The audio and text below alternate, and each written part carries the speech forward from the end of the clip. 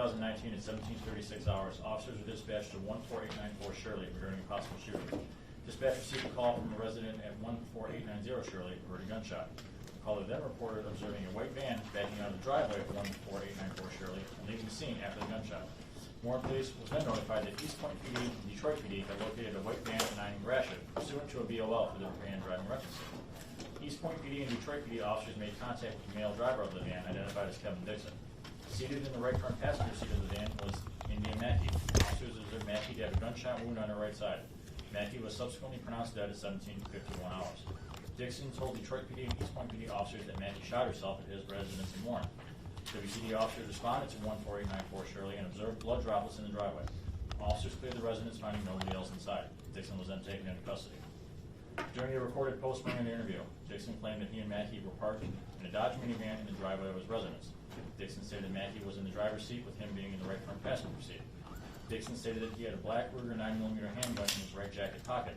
Dixon stated that he removed the handgun from his pocket and set the gun on his lap, with the muzzle pointing towards Mackey for approximately 10 minutes. Dixon stated that he and Mackey talked and possibly verbally disagreed prior to parking in the driveway. Dixon stated that Mackey then became curious about the handgun and wanted to know about its functioning. Dixon stated that he removed the clip from the handgun and began to touch the safety. Dixon stated that he did not know there was a bullet still in the chamber of the handgun. Dixon stated that he touched the trigger with the gun then, quote, going off. Dixon claimed that he realized he then shot Mackey. Dixon stated he panicked, exited the vehicle, went to the driver's side, pushed Mackey in the passenger seat, and began to drive for help, despite not knowing the location of the hospital. Dixon did not contact 911. During a further interview of Dixon, he informed detectives that Mackey had a video recorded of him on her cell phone while he was holding the gun just prior to the shooting. Detectives performed a download of Mackey's cell phone pursuant to a search warrant. From Mackey's phone, detectives viewed a video which was recorded on 11/19/19 at 17:11 hours and lasted approximately 33 seconds. In this recording, Dixon can be viewed holding a black handgun while seated in the right front passenger seat of the Dodge. With the handgun in his hand pointing in the direction of Mackey, Dixon can be heard saying to Mackey, quote, "You think I'm motherfucking playing. You think I'm playing." Dixon can then be viewed loading bullets into the magazine of the gun, saying, quote, "These big 4.5 hollow point tips going to eat your ass up," end quote. As Dixon is preparing to load the last bullet, he is observed accessing a napkin from the glove compartment and wiping his hands and the bullet. Dixon then asks Mackey, quote, "Why is you recording me for?" end quote. The video then ends. Dixon admitted that Mackey was shot a few moments after this recording ends. Your Honor, for Mr. Dixon, we are requesting following charges: homicide, murder, first degree, weapons, felony firearm, and weapons carrying concealed. The court finds there's probable cause for all three violations. Your name, please? Kevin Antonio Dixon. Mr. Dixon, you're charged with premeditated murder, murder first degree. You understand that? Yes, sir. You understand it's punishable by up to life in prison?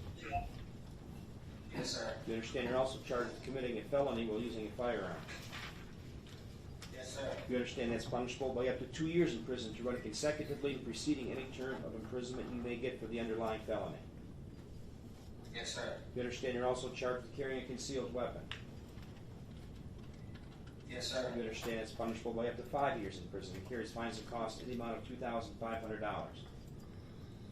Yes, sir. You have the right to the assistance of an attorney at all proceedings. You have the right to trial, including a trial by jury when required by law. If you cannot afford to hire an attorney and conviction of the charged offense could result in incarceration, the court will appoint an attorney to represent you.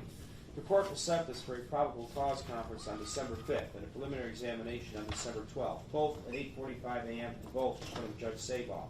You want the court to appoint an attorney for you, or are you going to hire one on your own? A court-appointed attorney. The court will refer your matter to the Judicial Aid Office of the Macomb County Circuit Court, who will be in charge of processing the paperwork to appoint an attorney to represent you. Detective Gajewski has to bail. Your comments, please. Your Honor, obviously this is a very, very serious charge. Mr. Dixon has one warrant out of 67th District Court in Flint for an unpaid traffic ticket. His criminal history shows a dismissed domestic violence case out of this court, as well as a highly dismissed misdemeanor MDOP. Given the nature of the charges, I would respectfully request no bond. In setting bail, I do look at the seriousness of these offenses. Mr. Dixon, as Detective Gajewski indicated, these are very serious offenses, particularly the first-degree murder charge, which is punishable by up to life in prison. As Detective Gajewski indicated, you do have somewhat of a criminal history, although it's not extensive. However, if these allegations are true, then you are a dangerous person and someone from whom the public needs to be protected. I'm concerned about a risk of flight. Not only do you have a warrant issued for your arrest, as Detective Gajewski indicated, but you're charged, as indicated, with an offense punishable by up to life in prison, which gives you every reason to not come to court. But for the record, you live in Warren? Yes. Do you have a job? No. All right. I actually supposed to have been starting work this week, but I haven't started yet, so I claim no job. As far as I know, you don't have a drug problem or anything like that that would prevent you from coming to court. I don't know what the likelihood of conviction is of these offenses. All those factors taken into account by the court, bail will be denied. Your attorney will contact you prior to your next court date. You're all set, sir. Thank you, Detective.